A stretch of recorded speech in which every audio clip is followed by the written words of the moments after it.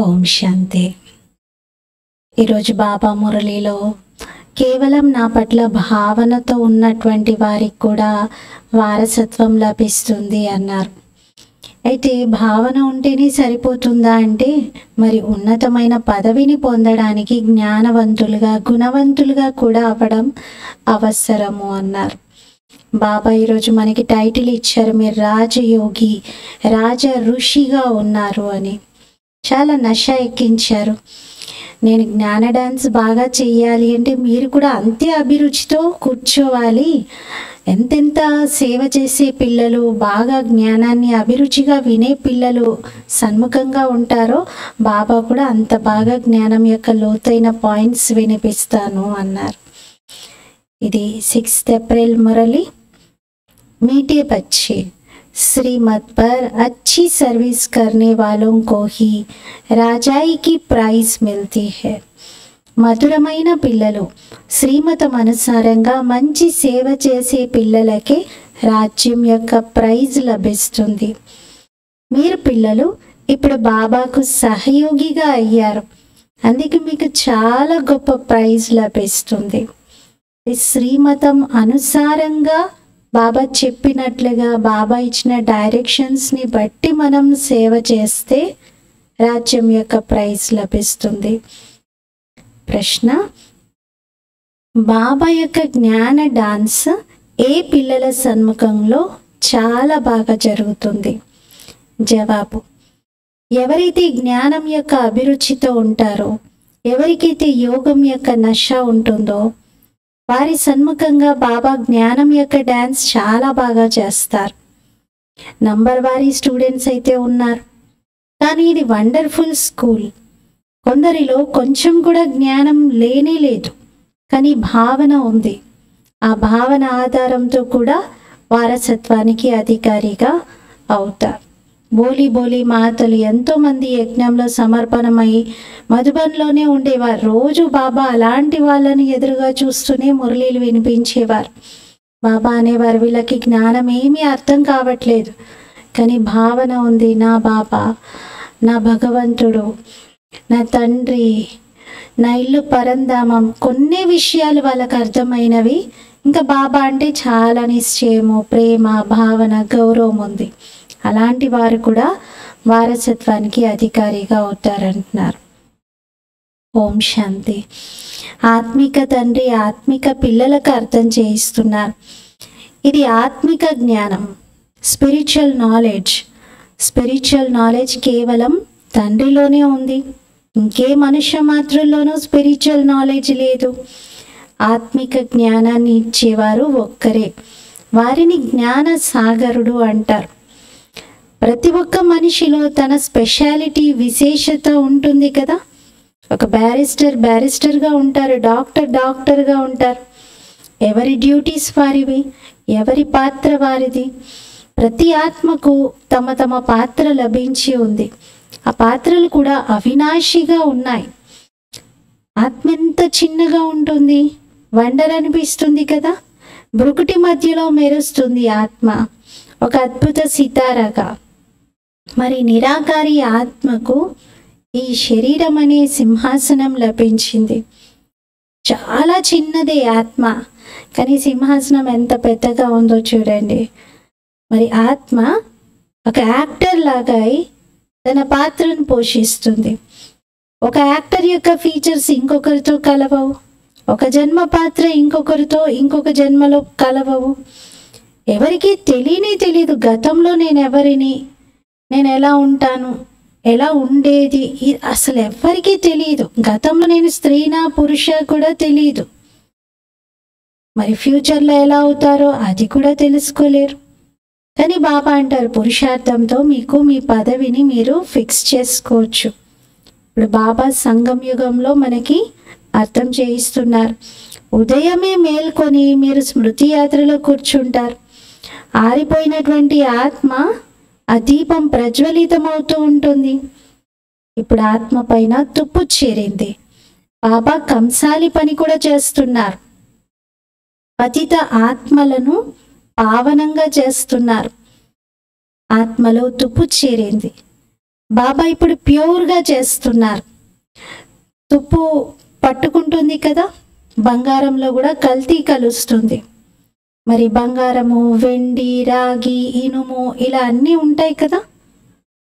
ఎలా అయితే మెటల్స్ ఉన్నాయో వాటి పేర్లు వేరుగా ఉన్నాయి, వాటి విలువ కూడా వేరువేరుగా ఉంది.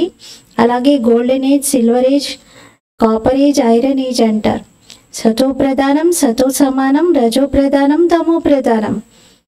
ఈ విషయాలు ఇంకెవరికి మనుషులకు తెలియదు, గురువులు కూడా అర్థం చేయించలేరు. ఒక్క సద్గురువైన బాబాని అర్థం చేయిస్తారు. సద్గురువు యొక్క అకాల సింహాసనము అంటారు. ఆ సద్గురువుకి కూడా సింహాసనం కావాలి. శివబాబాకి లేకున్నా పర్వాలేదు అని అనలేం. బాబా కూడా ఈ భృకుటి ఆసనం పైకి వచ్చి జ్ఞానాన్ని వినిపిస్తారు. మీ ఆత్మలందరికీ ఎలా అయితే సింహాసనాలు ఉన్నాయో శివబాబా కూడా ఒకరి సింహాసనాన్ని తీసుకోవాల్సి వస్తుంది. ఈ ప్రపంచంలో ఎవరికి భగవంతుడు ఎవరి సింహాసనం పైన కూర్చుంటారనేది తెలీదు. వాళ్ళైతే నేతి నేతి అన్నారు, భగవంతుని పరిచయమే మనం కనుక్కోలేము అన్నారు. మీరిప్పుడు తెలుసుకున్నారు, ఇంతకుముందు మీకు కూడా తెలియదు. అసలేమీ అర్థం కానటువంటి వారిని బేసమజ్ అంటే తెలివి తక్కువ వారు అంటారు. భారతవాసీలు ఒకప్పుడు చాలా తెలివిగల వారిగా ఉండేది. విశ్వ మహారాజులుగా ఉండేవారు. విశ్వరాజ్య భాగ్యం అంతా మీ గుప్పిట్లో, మీ చేతుల్లో ఉండేది. ఇప్పుడు అవివేకులుగా, తెలివి తక్కువగా అయిపోయారు. బాబా అంటారు, మీరు శాస్త్రాలు, వేదాలు ఏవేవి చదువుకున్నారో ఇప్పుడు అవన్నీ పక్కన పెట్టండి, నన్ను జ్ఞాపకం చేయండి, కేవలం నా స్మృతిలో ఉండండి. గృహస్థ వ్యవహారంలో కూడా ఉండండి. సన్యాసులకు ఫాలోవర్స్ ఉంటారు, వాళ్ళు వారి వారి ఇళ్లల్లోనే ఉంటారు. కొందరు సత్యమైన ఫాలోవర్స్ అయితే గురువు గారితో పాటు ఆశ్రమంలో ఉంటారు. ఇక మిగతా వారందరూ ఎక్కడెక్కడో ఉంటారు. ఇక్కడ బాబా అన్ని సత్యమైన విషయాలు వినిపిస్తున్నారు. ఇది జ్ఞాన డాన్స్. యోగమేమో సైలెన్స్, జ్ఞానం అనేది డాన్స్. యోగంలో పూర్తి సైలెన్స్లో కూర్చుంటారు. డెడ్ సైలెన్స్ అంటారు కదా. 3 నిమిషాలు డెడ్ సైలెన్స్ అంటూ ఎవరైనా మరణించినప్పుడు కూడా అందరూ మౌనం పాటిస్తారు. కానీ ఆ మౌనంలో ఏం చెయ్యాలి, ఏం ఆలోచించాలి? డెడ్ సైలెన్స్ అంటే దేనికి? మనసుతో అసలేం ఆలోచించకూడదా? లేక చనిపోయిన వ్యక్తి గురించి మంచి ఆలోచించాలా? లేక దైవాన్ని తలుచుకోవాలా? ఏమీ తెలియదు. సన్యాసీలు శాంతి కోసం అడవులకు వెళ్తూ ఉంటారు. అక్కడేమైనా శాంతి లభిస్తుందా? ఒక కథ కూడా ఉంది. రాణిగారి హారం పోయింది అని అంతటా వెతుకుతున్నారంట. చివరికి రాణిగారి మెడలోనే కనిపించింది. అలాగే శాంతిని పోగొట్టుకున్నామని అడవుల్లో, కొండల్లో, కోనల్లో ఎక్కడెక్కడో వెతుకుతున్నారు. కానీ చివరికి ఆత్మలోనే శాంతి యొక్క గుణం ఉంది అనేది అర్థమవుతుంది. బాబా ఈ సమయంలో అన్నీ అర్థం చేయిస్తున్నారు. ఏదైతే బాబా జ్ఞానాన్ని ఎక్స్ప్లెయిన్ చేయడానికి విధిని ఉపయోగిస్తున్నారో ఇవే కథలుగా భక్తి మార్గంలో చెప్పుకొస్తున్నారు. బాబా ఈ సమయంలో ఈ పాత ప్రపంచాన్ని మార్చి కొత్తదిగా చేస్తున్నారు. తమో ప్రధానం నుండి సతో ప్రధానంగా అవుతున్నాం. ఇది మీరు అర్థం చేసుకోవచ్చు. ఈ ప్రపంచమైతే తమో ప్రధానంగా పతితంగా ఉంది.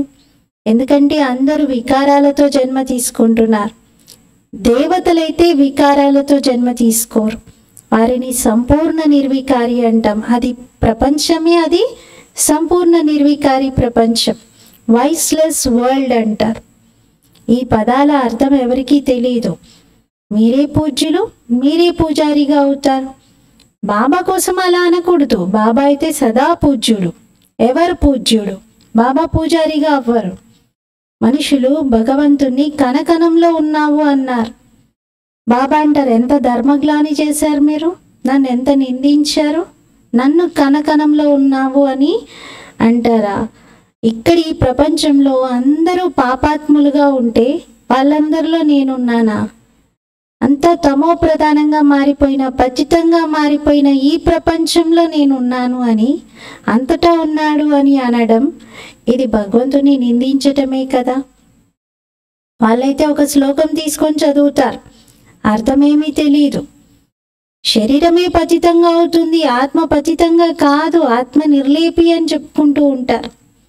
బాబా అన్నారు అసలు ఏమనాలి దాన్ని, పతితంగా అవుతున్నదేమో ఆత్మ, కానీ ఆత్మ కాదు, ఆత్మకేం అంటుకోవట్లేదు అని చెప్పుకుంటారు. బాబా చెప్తున్నారు ఆత్మయే పతితంగా మారింది, శరీరం కూడా దాంతో పాటుగా పతితంగా అవుతుంది. బంగారంలో కల్తీ కలిస్తే ఆభరణం కూడా కల్తీదే తయారవుతుంది కదా. అదంతా భక్తి మార్గం. మరి బాబా అర్థం చేయిస్తారు, ప్రతి ఒక్క ఆత్మ భృకుటి మధ్యలో విరాజమానమై ఉంది. జీవాత్మ అంటారు, శరీరము ఆత్మ కలిపి. జీవ పరమాత్మ అని ఎప్పుడు అనరు. మహాన్ ఆత్మ అంటారు కానీ మహాన్ పరమాత్మ అని అనరు. ఆత్మనే విభిన్న రకాల శరీరాలని ధారణ చేసి పాత్ర వహిస్తుంది. యోగం అయితే పూర్తి సైలెన్స్, కంప్లీట్ సైలెన్స్. యోగంలో ఏమీ శబ్దాలు ఉండవు. కానీ ఇది జ్ఞానం. జ్ఞానం అనేది డాన్స్ అంటున్నారు. బాబా యొక్క జ్ఞాన డాన్స్ అనండి. మరి బాబా ఎవరి ముందు చేస్తారు ఈ జ్ఞాన డాన్స్? శివుడి యొక్క నాట్యాన్ని నటరాజుని నృత్యము అని అంటారు కదా. మరి ఎవరి ముందు బాబా ఈ డాన్స్ చేస్తారు? జ్ఞానం యొక్క అభిరుచితో కూర్చున్నటువంటి వాళ్ళ ముందు. బాబాకు తెలుసు ఎవరిలో జ్ఞానం ఉంది, ఎవరిలో యోగం యొక్క నశ ఉంది అని. టీచర్కి అన్నీ తెలుస్తాయి కదా, బాబాకు కూడా అలాగే తెలుస్తాయి ఎవరెవరు గుణవంతులైన పిల్లలు, ఎవరెవరు జ్ఞానవంతులైన పిల్లలు అని. మంచి మంచి పిల్లలు ఉంటే వాళ్ళని అందరూ ఆహ్వానిస్తూ ఉంటారు, మా దగ్గరికి రండి, బాబా ఫలానా వారిని మా దగ్గరికి పంపించండి అంటారు. పిల్లల్లో కూడా నంబర్ వారీగా ఉన్నారు. ప్రజలు కూడా నంబర్ వారీ పురుషార్థం అనుసారంగా తయారవుతారు. ఇది స్కూల్ లేక పాఠశాల అంటారు. పాఠశాలలో ఎప్పుడు నంబర్ వారీగానే కూర్చుంటారు. అర్థం చేసుకుంటారు, ఫలానా వారు నాకన్నా చురుగ్గా ఉన్నారు, పక్కన వాళ్ళేమో కొంచెం మధ్య రకంగా ఉన్నారు, ఇంకా ఫలానా వాళ్ళైతే నాకన్నా డౌనే అనుకుంటారు. ఇది బేహద్ క్లాస్. మరి ఇక్కడ నంబర్ వారీగా కూర్చోబెట్టడం అనేది జరగదు. సీనియారిటీ వైజ్గా కూడా కూర్చోబెట్టలేము ఇక్కడ.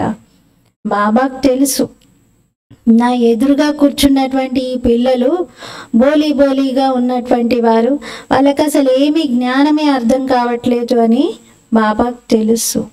కేవలం భావనతో కూర్చున్నారు అని కూడా బాబా అర్థం చేసుకుంటారు. ఇంకంతే తప్ప జ్ఞానం లేదు, యోగం లేదు వారిలో. నిశ్చయం ఉంది, వీరు శివ బాబా, వీరు బ్రహ్మ బాబా, వీరి నుండి వారసత్వం తీసుకుంటున్నాము, వారసత్వం అందరికి ఇస్తున్నారు. ఈ జ్ఞానం మాత్రం అర్థమైంది. మరి రాజ్యంలో కూడా వాళ్ళు నంబర్ వారీగానే పదవిని తీసుకుంటారు. ఎవరైతే మంచిగా సేవ చేస్తారో వాళ్ళకి మంచి ప్రైజ్ లభిస్తుంది. ఇక్కడైతే బాబా అందరికీ ప్రైజ్ని ఇస్తారు. అంటే ఎవరెవరి సేవ బాగా చేస్తారో వాళ్ళకి ప్రైజ్ని ఇస్తారు. ప్రపంచంలో చూస్తే ప్రైజ్ ఎవరికి ఇస్తున్నారు? సలహాలు సూచనలు ఇస్తే చాలు వాళ్ళకి ప్రైజ్. నిజంగా వాళ్ళేమి శాంతి స్థాపన చేయరు. శాంతి స్థాపన ఒక ఎగ్జాంపుల్ కూడా ఉండదు శాంతి స్థాపన చేసినది.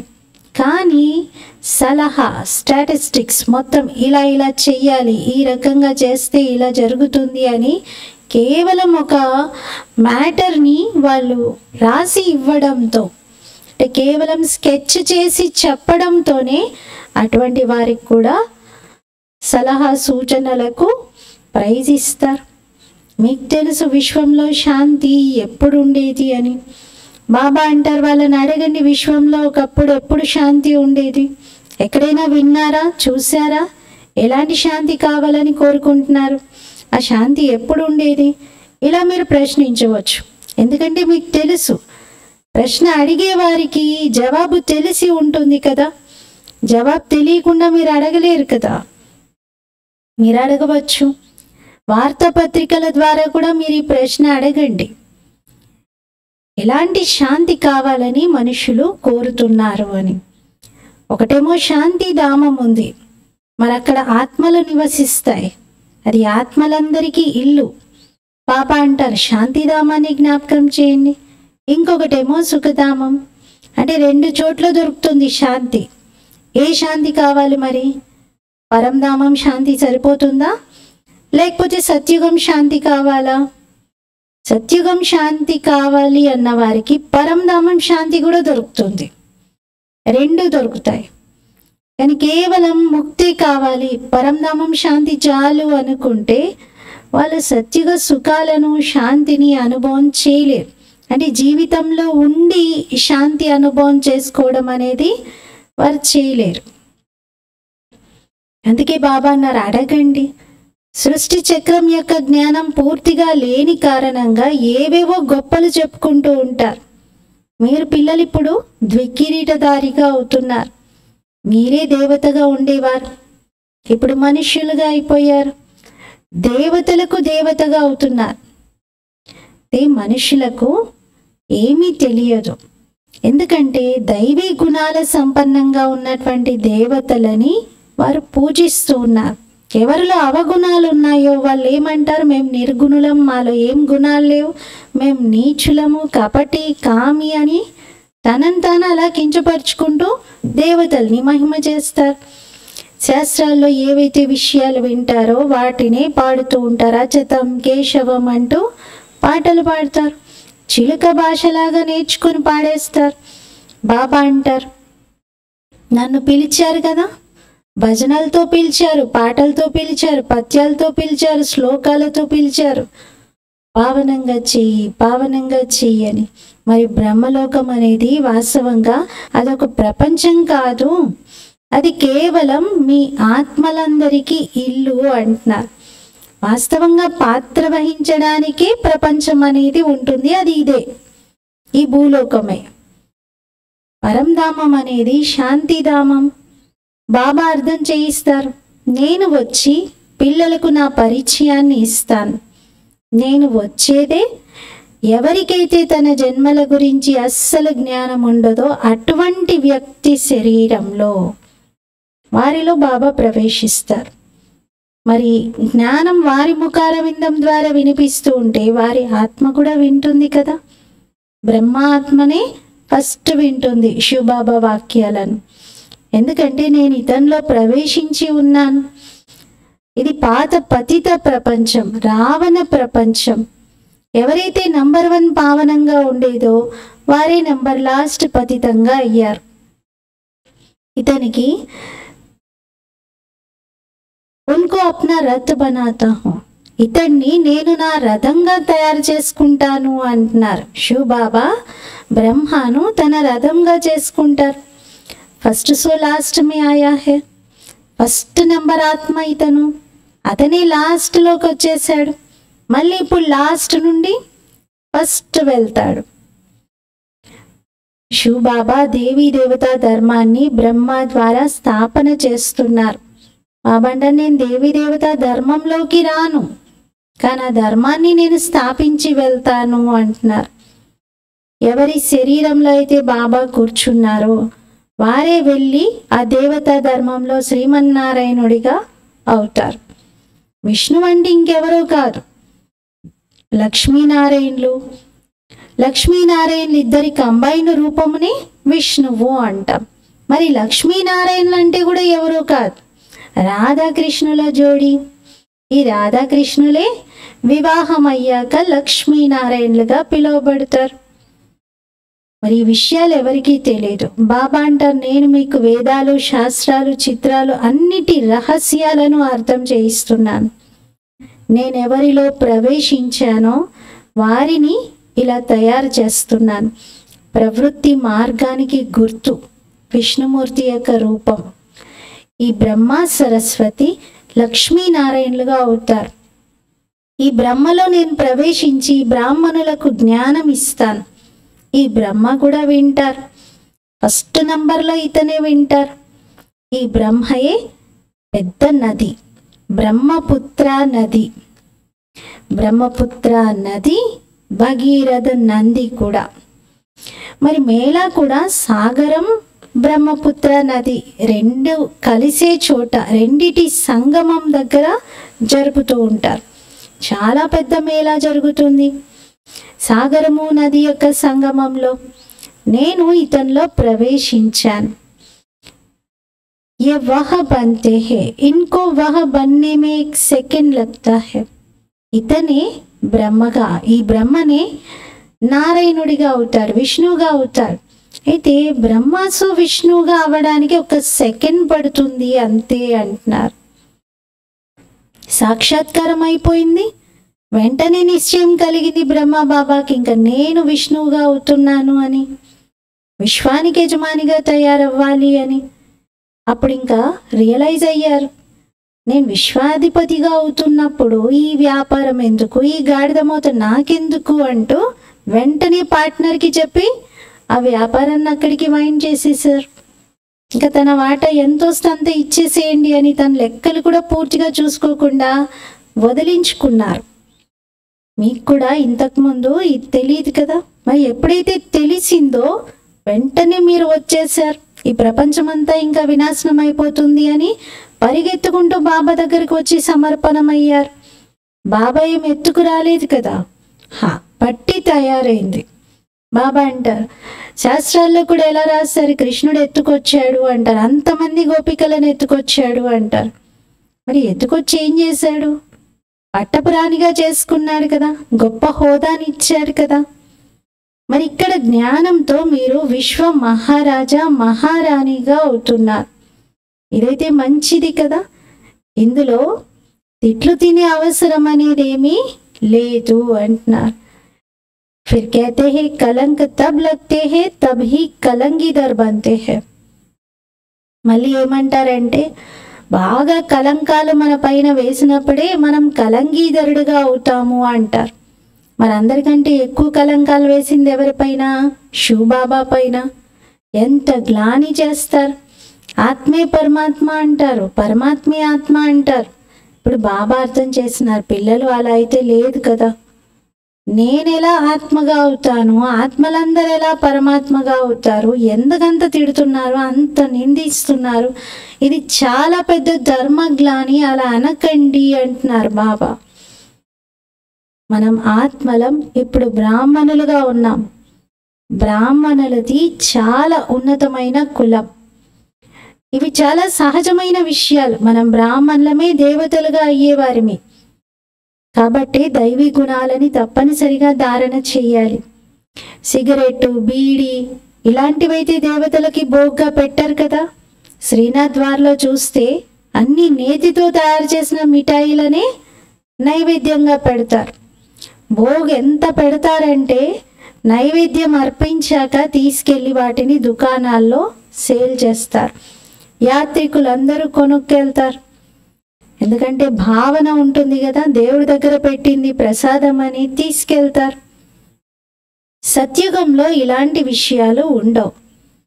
ఇలా ఈగలు, దోమలు ఇటువంటివేవి కూడా మనం తినే పదార్థాలపైన వాలి ఆ పదార్థాలను దూషితం చేయటము, వాటిని పాడు చేయడము, అస్సలు ఇలాంటి సందర్భాలే అక్కడ ఎదురవ్వవు. చాలా స్వచ్ఛత ఉంటుంది, అసలు అక్కడ జబ్బులే ఉండవు అంటున్నారు. ఇక్కడ కూడా గొప్ప గొప్ప వ్యక్తుల ఇంట్లో చాలా శుభ్రత ఉంటుంది. పదే పదే క్లీనింగ్ చేసేవారు చేస్తూనే ఉంటారు. మరి సత్యుగంలో ఇంకెంత ఉంటుంది, అక్కడైతే అసలు ఇటువంటి క్రిములు కీటకాలు ఏమి ఉండనే ఉండవు, రోగాలే ఉండవు. ఈ జబ్బులన్నీ ద్వాపర యుగం నుండి వెలువడతాయి. బాబా వచ్చి మిమ్మల్ని ఎవరు హెల్దీగా తయారు చేస్తున్నారు, మీరు పురుషార్థం చేస్తున్నారు బాబా స్మృతిలో ఉండాలి అని. దీనితో మీరు ఎవరు హెల్దీగా అవుతారు, ఆయుష్ కూడా చాలా పెరుగుతుంది. బాబా నిన్నటి విషయమే, నిన్ననైతే మీరు 150 సంవత్సరాలు జీవించారు, ఇప్పుడేమో ఆయుష్ 40-45కే పరిమితమైంది అంటున్నారు.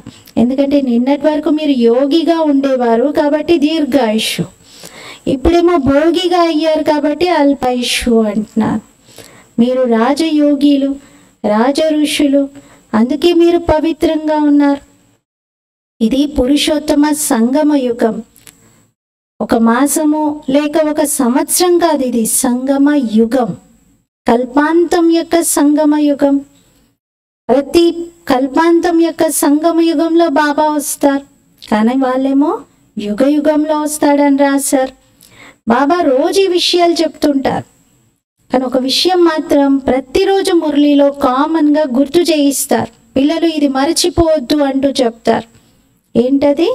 పావనంగా అవ్వాలి అనుకుంటే నా స్మృతిలో ఉండండి, స్వయాన్ని ఆత్మగా భావించండి, దేహం యొక్క అన్ని ధర్మాలను త్యాగం చేయండి.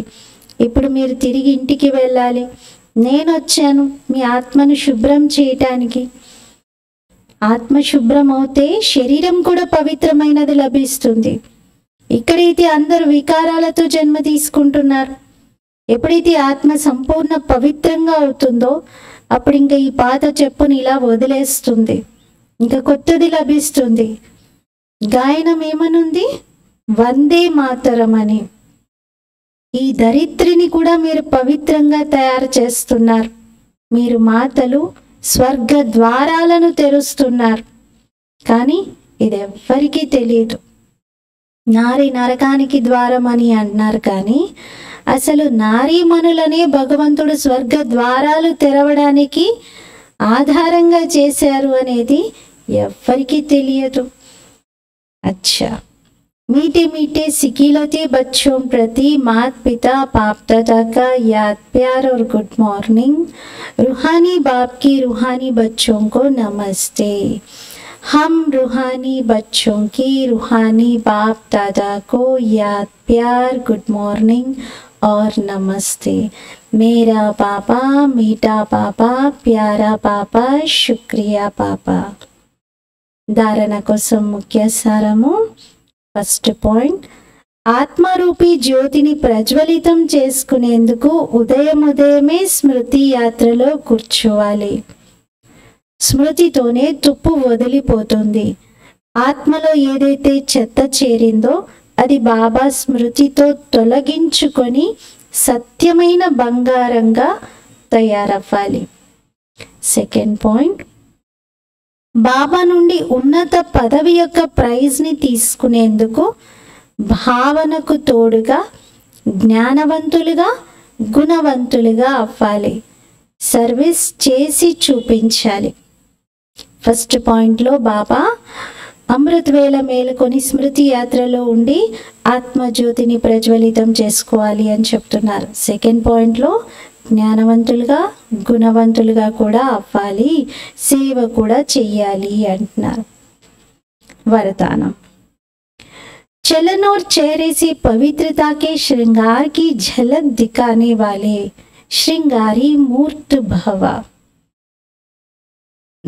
నడవడిక మరియు ముఖముతో పవిత్రత యొక్క అలంకరణ ప్రకాశాన్ని చూపించేటువంటి అలంకార మూర్తి భవ. వివరణ, పవిత్రత బ్రాహ్మణ జీవితానికి అలంకారము. ప్రతి సమయం పవిత్రత యొక్క అలంకార అనుభూతి ముఖము మరియు నడవడికతో ఇతరులకు కలుగుతూ ఉండాలి. దృష్టిలో, ముఖములో, చేతులలో, పాదాలలో సదా పవిత్రత యొక్క అలంకరణ ప్రత్యక్షంగా కనిపించాలి. అంటే ప్రత్యక్షం అవ్వాలి. ప్రతి ఒక్కరూ వర్ణించాలి వీరి ఫీచర్స్లో పవిత్రత కనబడుతుంది అని. నయనాల్లో పవిత్రత యొక్క ప్రకాశం, ముఖంలో పవిత్రత యొక్క చిరునవ్వు, ఇలా ఇవి తప్ప ఇంకెటువైపు దృష్టి వెళ్ళకూడదు. దీన్ని అంటారు పవిత్రత యొక్క అలంకరణతో అలంకరింపబడిన మూర్తులు అని. అంటే ఇటువంటి స్థితిని మనం తయారు చేసుకోవాలి. ఎవరైనా మనల్ని చూసినప్పుడు మన పవిత్రత ప్రత్యక్షం అవ్వాలి. వీరి ముఖంలో పవిత్రత యొక్క చిరునవ్వు ఉంది, వీరి నయనాల్లో పవిత్రత దృష్టి ఉంది. ఇవి తప్ప ఇంకా వేరే ఏ ఫీచర్స్ వైపు వాళ్ళ దృష్టి వెళ్ళకూడదు. అప్పుడే బాబా అలంకరింపబడిన మూర్తి అంటారు. స్లోగన్, వ్యర్థ సంబంధ సంపర్కం కూడా అకౌంట్ని ఖాళీ చేస్తుంది, కాబట్టి వ్యర్థాన్ని సమాప్తం చేయండి. వ్యర్థమైన సంబంధ సంపర్కం కూడా అకౌంట్ని ఖాళీ చేస్తుంది. మనం ఎంత జమ చేసుకున్నా ఈ లీకేజెస్ని మనం క్లోజ్ చేయకపోతే చాలా నష్టపోతాం. మరి పనికిరాని సంబంధాలు, అనవసరమైనటువంటి వ్యాపకాలు ఈ రోజుల్లో అయితే సాంఘిక మాధ్యమాల ద్వారా చాలా ఎక్కువ మందిని ఫ్రెండ్స్గా రోజు వాళ్ళకి ఇది అది ఫార్వర్డ్ చేయడం, పంపించడం, ఎక్కువ సంబంధ సంపర్కం టూ మచ్గా విస్తారంలోకి వెళ్ళిపోయి బాగా పెంచుకుంటున్నారు. దీనివలన సమయము, శక్తి అన్నీ వృధా అవుతాయి. ఇప్పుడు బాబా ఇలాంటి వ్యర్థమంతా సమాప్తం చేయండి అంటున్నారు. ఈరోజు స్వమానము, నేను అలంకరించబడిన మూర్తిని. రోజంతా ప్యూరిటీ పైన అటెన్షన్, నయనాల ద్వారా, చిరునవ్వు ద్వారా, కర్మల ద్వారా, వ్యవహారం ద్వారా పవిత్రత యొక్క అనుభూతిని ప్రత్యక్షం చేయాలి. ఓం శాంతి.